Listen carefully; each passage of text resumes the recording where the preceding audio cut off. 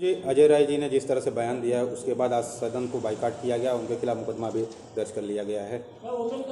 देखिए, जब से भारतीय जनता पार्टी की सरकार आई है, योगी पाटू की सरकार आई और योगी पाटवन की सरकार, कानून का जिस तरह से दुरुपयोग किया है, कांग्रेस पार्टी नहीं कहती।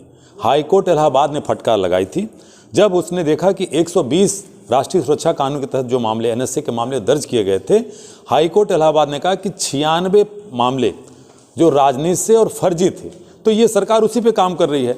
अभी जिस नारी और महिला स्मृति इसकी बात की जा रही है, सशक्तिकरण की बात की जा रही है और नारी स्मृति उसकी सम्मान की बात की जा रही है, मैं पूछना चाहता हूं कि हरदोई में घटना हुई है जहां पुलिस के अधिकारी उनके दो सगी बहनों का उनके माँ बाप के सामने बलात्कार किया, और आज भी हरदोई का वो सब इंस्पेक्टर जिसका नाम संजय सिंह है वो फरार घोषित है।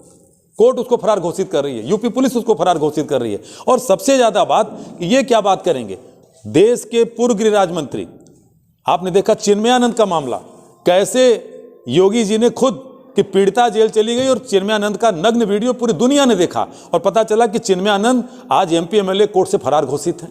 कोर्ट ने कहा कि पूरे सार्वजनिक स्थलों पर इनके पोस्टर चिपकाए जाए फरारी के।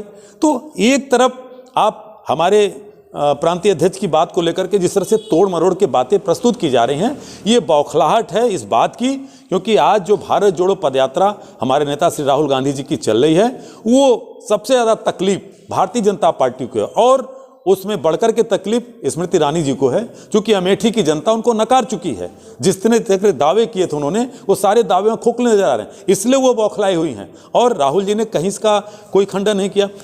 और रही बात अजय राय जी की जिस बात को लेकर के, तो योगी आदित्यनाथ की पुलिस है वो कुछ भी करा सकती है। जब हमने हाई कोर्ट का उदाहरण दिया तो हम आप भी, हो सकता है कि इनके खिलाफ एक शब्द निकल जाए तो कोई भी मुकदमा दर्ज करा सकते हैं। तो गिरफ्तारी अगर होती है तो क्या आप लोग उसके विरोध में कुछ करेंगे? क्या गिरफ्तारी इस तरह से बातें चल रही हैं कि गिरफ्तार भी हो सकते हैं अजय राय? मुझे लगता है कि हाईकोर्ट उत्तर प्रदेश को स्वतः संज्ञान जरूर लेना चाहिए, क्योंकि जिस तरह से ये कानून का नंगा तांडव योगी आदित्यनाथ की सरकार में चल रहा है, इसके ऊपर अगर हाई कोर्ट नहीं बोलती है तो मुझे लगता है कि लोकतंत्र की नींव लगातार कमजोर होने का काम होगा। और रही बात कांग्रेस पार्टी की, तो कांग्रेस पार्टी को वो लोग महिला सम्मान का और नारी सशक्तिकरण की उदाहरण न प्रस्तुत करें।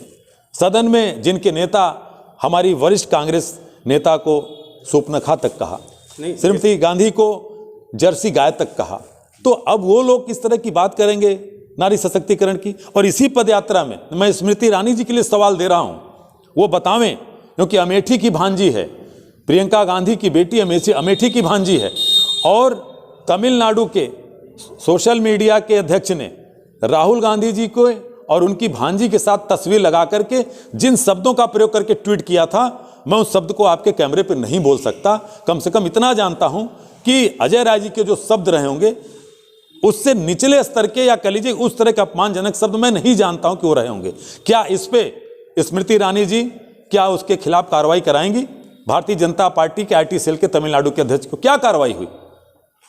तो क्या आपको लगता है लटके झटके जैसे शब्दों का प्रयोग एक सांसद महिला के लिए किया जाना क्या गलत था, या जवान फिसल गई, क्या रहा?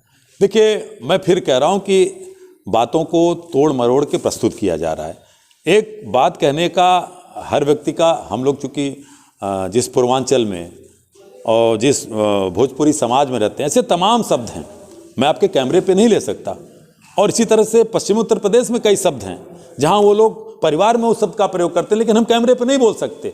तो इन शब्द को तोड़ मरोड़ कर प्रस्तुत किया जा रहा है, ऐसी कोई अपमान की भाषा से नहीं था, क्योंकि अमेठी की जनता लगातार स्मृति ईरानी से दुखी है।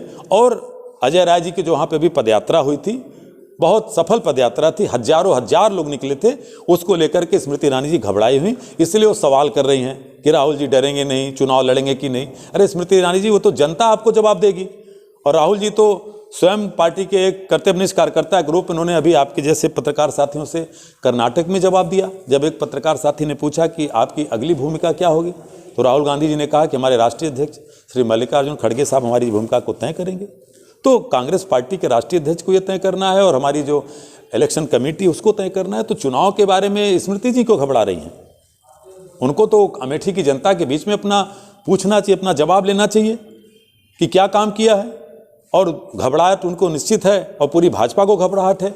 जो भारतीय जनता पार्टी जो पदयात्रा बार बार हम करें कि निष्काम काम से, हम बार बार करें कि कोई चुनावी हार जीत की पदयात्रा नहीं है, और लगातार उस पर हमले किए गए, जूते से लेकर के भांजी तक को टिप्पणी की गई, राहुल गांधी जी पे पर्सनल टिप्पणी की गई। कहीं आपने कोई एक बयान सुना?